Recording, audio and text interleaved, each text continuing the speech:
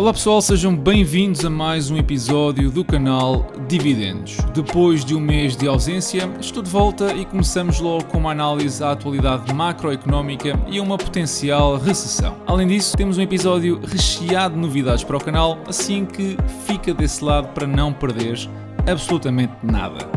Vamos a isso.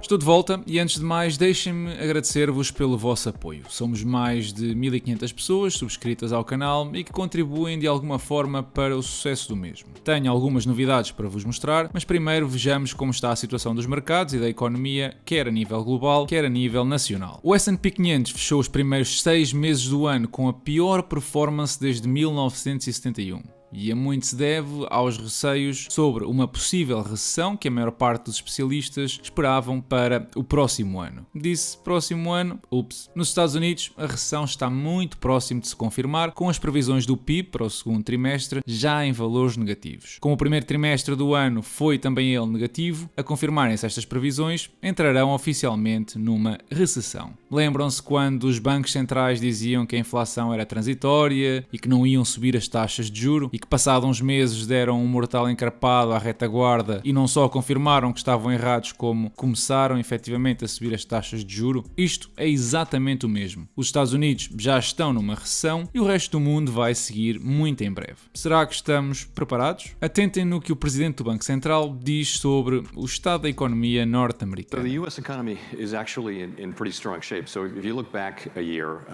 the U.S. economy grew more than 5.5%. It was really the big reopening year. And so we had expected this year to be that growth would moderate to a more sustainable path. We also, of course, are raising interest rates, and the aim of that is to slow growth down so that supply will have a chance to catch up. We hope that growth can still remain positive. O objetivo da Fed é claro, e ao subir as taxas de juros reduzem o lado da procura, limitam o crescimento económico na tentativa de que a oferta consiga voltar a níveis pré-pandémicos e assim reduzir a inflação. Por outras palavras, querem criar uma ligeira e moderada recessão, o chamado soft landing, para dar um balão de oxigênio à oferta. O problema é que ninguém gosta de recessões, que além da contração económica, trazem desemprego e dificuldades financeiras à maioria das pessoas. É uma jogada arriscada. Portanto, esperemos que as famílias se encontrem em posições económicas tranquilas e consigam fazer face a esta recessão.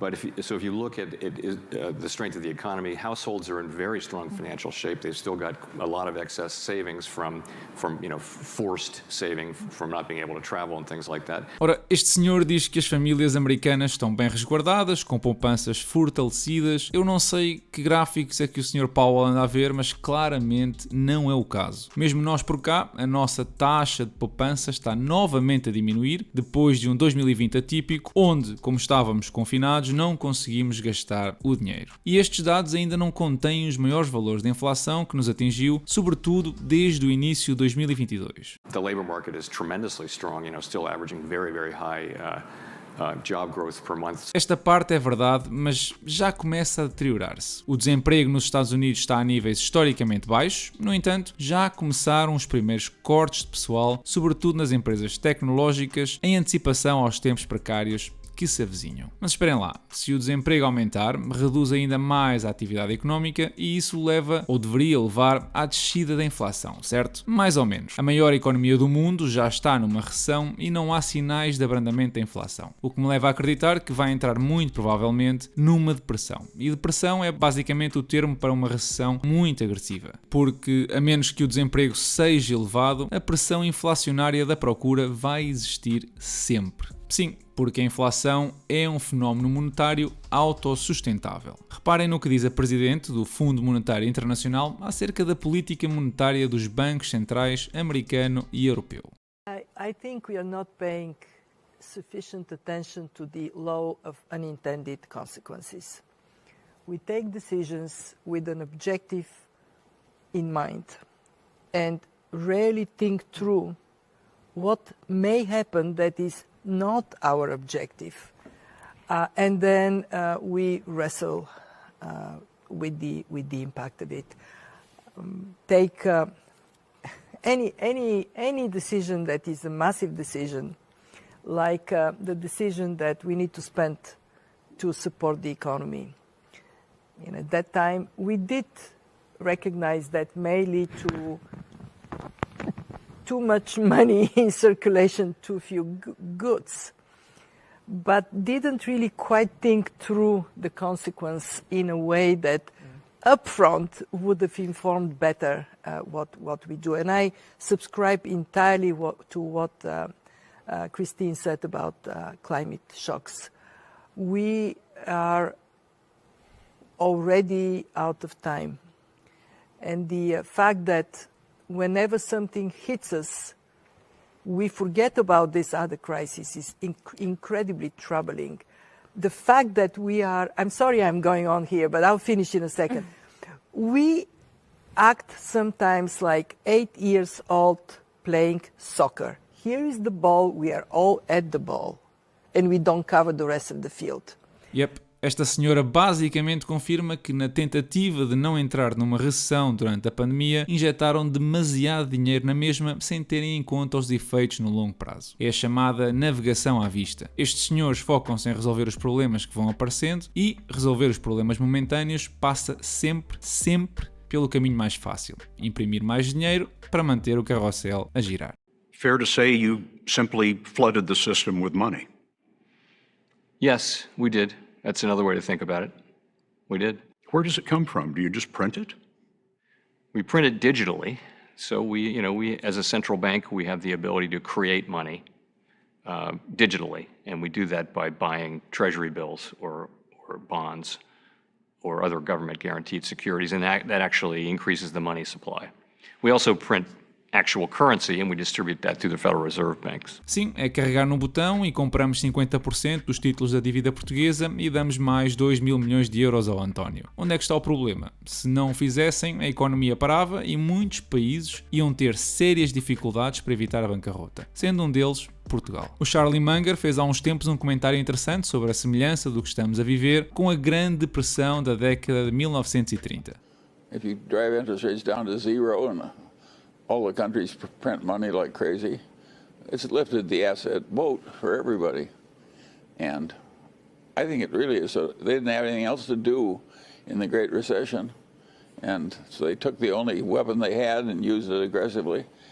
I don't think we should quarrel with that. It did cause the people who were already rich to get richer.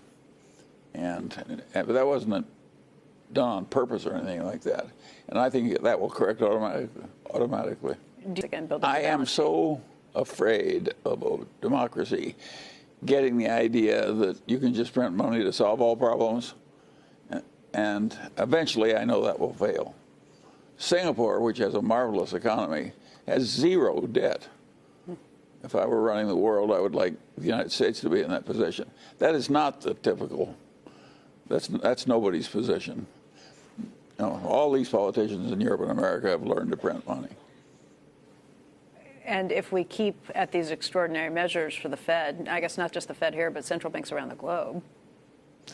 Yes, but who knows when money printing runs out of control? And at the end, if you print too much, you end up in something like Venezuela. Imprimir dinheiro é sempre a solução mais fácil do ponto de vista político, não tens de subir impostos e crias uma sensação de prosperidade. Por outro lado, desvalorizas a moeda substancialmente e a médio e longo prazo perdes poder de compra devido à inflação. E o que é que vocês acham que acontece quando a maioria das pessoas se apercebe que está num ambiente inflacionário? Querem melhores salários, mais aumentos, apoios do Estado, algo que lhes mantenha a qualidade de vida. Em Espanha, por exemplo, registaram uma inflação de 10% e o governo prontamente emitiu medidas de apoio aos mais necessitados, com cheques mensais de 200 euros. Mas não é o único. Na Califórnia também querem dar dinheiro como medida de apoio. É caso para pedir emprestado a rúbrica ao nosso Diogo Batáguas e explicar-lhes que não é assim que funciona. Ao dar mais dinheiro através de salários, apoios ou aumentos, estariam a contribuir para aumentar a procura de bens e serviços e dessa forma para a escalada da inflação. E adivinhem lá quem, de todos os nossos políticos, até teve o bom senso de tecer tal comentário. Terminar esta questão dos salários, acha que as empresas devem fazer o mesmo que o Estado aparentemente quer fazer, ou seja, uma moderação muito grande neste acompanhamento da inflação? Eu volto a sublinhar, eu acho que nós não podemos acrescentar um motor interno à inflação que hoje temos e que estamos a sofrer por via importada. No momento em que nós o acrescentarmos, o passo a seguir é metermos a mudança a seguir. E o passo seguinte será mudarmos outra vez a mudança, porque este processo é contínuo, não para. E o que nós sabemos da história, sempre que ativamos esses motores, há sempre deterioração do poder de compra. A situação das mudanças encasinou-lhe um pouco a explicação. Parecia que ele é que não estava a conseguir meter a mudança. Mas ele tem razão. No nosso caso, a inflação no mês de junho foi de 8,7%. Se há um ano atrás vos dissessem que iam ter inflação de quase 9%, ninguém acreditava. Mas lamentavelmente, tenho más notícias. Ainda não atingimos o pico. Olhem para os preços das rendas, que não param de subir, ou para o preço da habitação em Portugal, que é uma consequência do acesso a capital com baixas taxas de juro. O Banco de Portugal afirma que os não residentes compram cada vez mais casas, recorrendo ao crédito, e que, apesar das subidas de taxas de juro poderem retirar alguma dessa pressão, os preços devem manter-se elevados devido à procura, por exemplo, da diversificação de investimentos. E se vocês acham que o preço das casas nesta altura é um disparate, os operadores de mercado, por exemplo, não pensam o mesmo das propriedades comerciais. Para eles, estão a um valor justo. Mesmo com toda esta azáfama à volta do imobiliário e do endividamento, nós portugueses até somos dos países onde os particulares apresentam um menor endividamento comparado ao nosso rendimento. Afinal de contas, aprendemos alguma coisa com a crise de 2008. Mas parece que não foi o suficiente. 90% dos empréstimos à habitação foram feitos a taxa variável, o que, com a subida das taxas de juros e, consequentemente, da Euribor, aumenta o risco de incumprimento. E é justo pensar que se muitos empréstimos entrarem em incumprimento, os próprios bancos vão ter dificuldades. Afinal de contas, a maior parte dos ativos do sistema bancário nacional, quase 250 mil milhões de euros, são empréstimos ao povo. E se isso acontecesse, lá ia o governo novamente meter a mão por baixo e safar os milhares de clientes com depósitos nesse banco em particular. Pode acontecer? Bom, 34% dos empréstimos concedidos pelos bancos são para o imobiliário e desses, 20% beneficiaram do regime de moratória que lhes permitiu adiar o pagamento das prestações. Este tipo de empréstimos são normalmente os de menor qualidade, mas é visível a subida acentuada de créditos em incumprimento, a linha amarela e azul, e a acentuada subida no final de 2021 para empréstimos que muito provavelmente não vão ser pagos. Apesar destes dados, o incumprimento entre particulares é muito baixo e por isso os bancos não devem ter grandes problemas. O nosso maior problema seria o incumprimento das empresas, que se traduziria num aumento do desemprego. Este contexto em Portugal ainda está longe de acontecer, segundo o Banco de Portugal. Primeiro, porque não prevêem uma contração da economia nos próximos 2 anos e segundo, porque assumem apenas um cenário de estagflação em 2023. Mas em março deste ano também previam 4% de inflação para 2022 e 3 meses depois reviram para 6%. Só falharam a estimativa por 50%. A Europa não está melhor do que nós em nada. Agora o BCE vem dizer que vai fazer o que for preciso para controlar a inflação, mas há meia dúzia de meses atrás dizia que a inflação era transitória. Como vos disse, estes senhores navegam à vista e só agora estão a ver o iceberg. E acham que corrigir a rota em 0,25% vai adiantar muito com uma inflação de 9%. Deixemos então o cenário mais macroeconómico e chegamos à tão desejada parte das novidades. A primeira novidade que queria partilhar convosco é que decidi finalmente criar um Patreon para o canal. Esta é uma ferramenta onde podes apoiar o canal e ainda receber algo em troca. E podes apoiar o canal de 2 formas, tornando-te um aristocrata ou um rei dos dividendos. Ambas têm acesso ao canal no Discord, onde partilho as minhas operações em tempo real e onde vamos discutir diariamente vários temas ligados ao investimento. A diferença entre ambas é que a modalidade de rei permite escolher o tema de um episódio por mês e ainda receber 1 ou 2 resumos completos da avaliação de uma empresa. Estes resumos são um pouco mais detalhados que a análise que faço aqui no YouTube e podem ajudar-te na tua aprendizagem como investidor. Desde os resultados financeiros da empresa na última década, às projeções para os próximos 10 anos, euros e os resultados dessas avaliações, enfim, tudo o que precisas para conhecer os detalhes de um bom ou mau negócio. Atenção que isto não muda nada aqui no canal. Eu vou continuar a publicar episódios como tenho feito até aqui. Esta é apenas uma ferramenta para quem quer apoiar a minha criação de conteúdo e ao mesmo tempo ter acesso exclusivo a uma comunidade. Da mesma forma que eu prometi com o YouTube, também as receitas do Patreon serão públicas e a totalidade das mesmas será usada para sortear livros de investimento, mas apenas pelos Patreons que estiverem ativos. Outra novidade é que a Trading 212 deu uma oportunidade de vos partilhar um código com o qual podem receber uma ação gratuitamente até 100 euros. Sim, ouviste bem, basta criares uma conta na Trading 212, validas a tua identidade, depositas um mínimo de 10 euros e inseres o código DIVIDEND e vais receber uma ação totalmente grátis num valor até 100 euros. Este código apenas está disponível para novos clientes e é limitado a 300 utilizações, assim que se estás a pensar abrir conta numa corretora, aproveita já a promoção. Esta é uma das corretoras onde eu tenho uma conta pessoal, como demonstrei no episódio 15, e que atualmente guarda 15.000 euros dos meus investimentos. Quando aderires, não te esqueças de mim e deixa-me saber na caixa de comentários que ação é que recebeste. Eu sei que a primeira parte do episódio é algo pesada. Parece que paira uma nuvem muito escura sobre a economia mundial e que há poucos sítios para onde fugir. E até se calhar alguns de vocês ficaram mais animados com a recuperação do S&P 500 esta semana. Afinal de contas foram 5 dias consecutivos a fechar no verde. E com a formação ali de um mínimo crescente, podem pensar que atingimos o fundo. As matérias-primas também estão a cair desde o início de junho. Será que realmente tocámos no fundo? Nope. Eu tenho uma opinião distinta e sobretudo por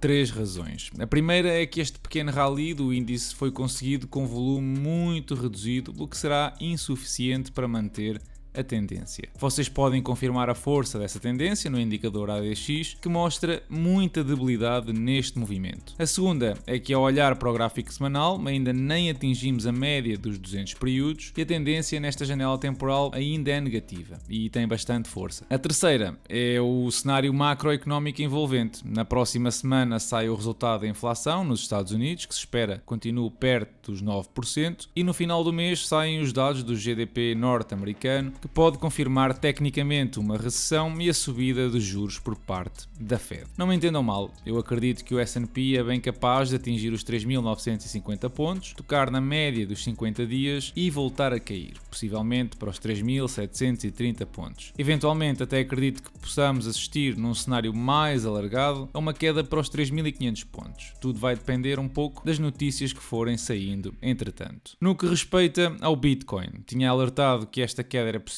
antes de ir de férias e aconteceu mesmo. A situação não está fácil, com alguns projetos a suspenderem os levantamentos, um dos maiores fundos inclusivamente a entrar em falência. É todo um conjunto de sentimentos a empurrar o preço para baixo. E é fácil perceber que esta subida nos últimos dias está condenada ao fracasso. Simplesmente vai tocar a média dos 55 períodos, se chegar a acontecer, mas não deve passar dos 23 ou 24 mil dólares. Até agora tem aguentado muito bem esta região, entre os 19 e 21 mil dólares, mas desconfio que vai acontecer o mesmo que já aconteceu no início de junho. Uma forte correção no espaço de 1 ou 2 dias até aos 10 mil dólares. Nessa altura estarei tentado a comprar um Bitcoin inteiro porque acredito seriamente no futuro deste ativo. Mas ainda é cedo para afirmar que vai acontecer. Na janela temporal semanal, a divergência em formação parece, a confirmar-se, indicar que atingimos o ponto mais baixo. Assim que este tipo de sinais contrários é mais uma razão para esperar que se defina claramente um caminho e tentar beneficiar do mesmo. No que respeita ao portfólio de ações, está nos 21% de valorização e fechou o mês de junho com um novo recorde de dividendos recebidos. Na minha ausência, fiz alguns reforços, empresas como a 3M, Endeavour Mining, Flow Traders, Federal Realty Investment, a PayPal ou a VF Corporation foram reforçadas, bem como aberta uma nova posição na empresa Cummins, como defendi no episódio 79. E é tudo por hoje, já sabem, deixem o vosso like se gostaram do episódio e querem apoiar o canal, subscrevam se ainda não o fizeram, ponderem apoiar também através do Patreon se quiserem discutir diariamente sobre investimentos, sigam-me no Instagram para mais conteúdo durante a semana. Não se esqueçam da promoção da Trading 212 para receberem a vossa ação grátis. Eu desejo-vos a todos uma excelente semana e bons investimentos.